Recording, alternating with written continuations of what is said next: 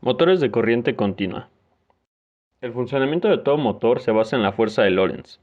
Para tener el momento de giro siempre en el mismo sentido, la corriente que se introduce en la espira debe entrar siempre por el mismo extremo. Esto se consigue de forma idéntica a como se hace con el dínamo, es decir, mediante un colector formado por devanados.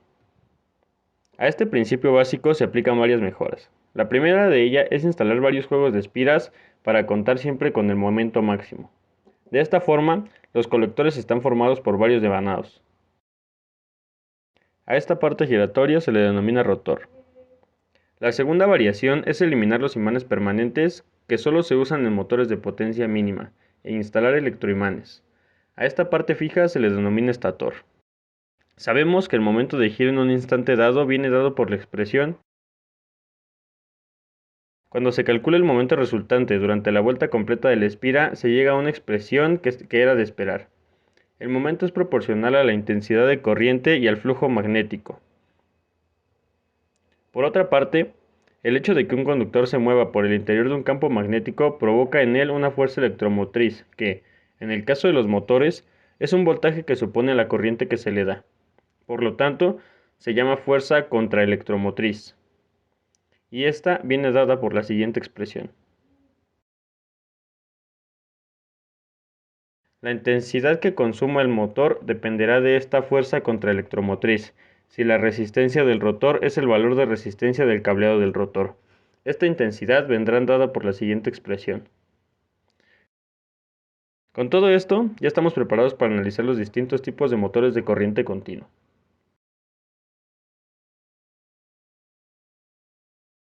En estos motores, el flujo magnético es fijo y solo se puede variar la corriente suministrada al motor. Es un motor muy barato y de giro estable, por lo que se usa en juguetes o en lectores de discos compactos y DVDs. Motor de excitación independiente. En este caso, la excitación se produce mediante electroimanes, y la corriente que absorben estos es independiente de la corriente que se da al rotor. Son motores cuya velocidad de momento se regulan bien, pero son poco frecuentes por su complicación.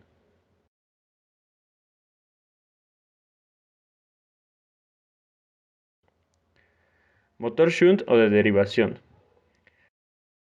La excitación de estos motores está en paralelo con el circuito de alimentación del rotor.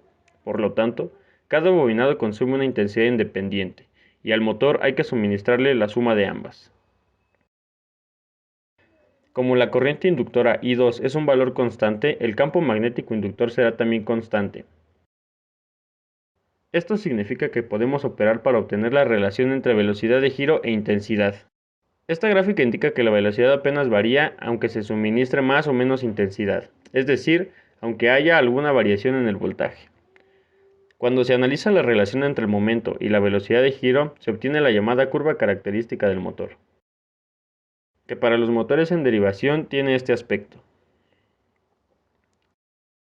Esta curva indica, en primer lugar, que el motor no tiene par cuando n es igual a 0, es decir, en el arranque. Además, la zona de la izquierda representa unas condiciones de trabajo inestables, pues si se produce un frenado imprevisto del motor por el cual la velocidad disminuya, el par que dará el motor será menor que el que tenía y no podrá vencer la causa del frenado. Por contra, la curva de la derecha es la zona estable de funcionamiento. Un frenado que reduzca la velocidad de giro produce un aumento del par para vencer la causa de frenado. Este tipo de motores se utiliza en aplicaciones donde se requiere una velocidad muy estable. Por ejemplo, en las rotativas de los periódicos, donde una diferencia de velocidad entre unos rodillos y otros significará la rotura del papel. Para su uso es necesario un sistema de embrague que desconecte mecánicamente el motor de la carga durante el arranque mismo. Para la regulación de la velocidad se utilizan reostatos, que regulan la corriente de excitación. Motor serie. En estos motores la excitación está en serie con el circuito de alimentación del rotor. La intensidad que suministra el motor pasa por los dos bobinados y tiene un valor, es decir, la intensidad que circula por las bobinas inductoras no es constante y varía con la velocidad de giro, pues la fuerza contraelectromotriz también lo hace. Analizando las expresiones matemáticas, en este caso hay una fuerte variación de velocidad de giro cuando se produce un cambio en la alimentación. Por su parte, la curva característica de momento en relación con la velocidad de giro tiene este aspecto.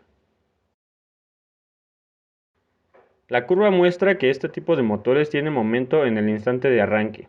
Además, la zona inestable de la izquierda es menos pronunciada que el motor shunt. Por ello, los motores series se utilizan en aplicaciones donde se requiere un elevado par de arranque, como en ascensores o en el encendido de motores de explosión de los vehículos. También se utilizan con frecuencia en el ferrocarril suburbano.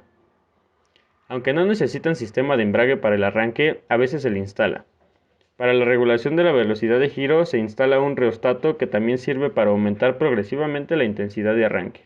Este reostato también se puede utilizar para el frenado del motor, eliminando la corriente del rotor y haciéndola funcionar al motor como un dínamo, y la corriente dispersarla en dicho reostato. Motor de excitación compuesta o compound. En este último caso se aprovechan las ventajas de los motores serie y shunt. Para ello, la excitación tiene dos juegos de bobinas, una en serie con el inducido y otra en paralelo.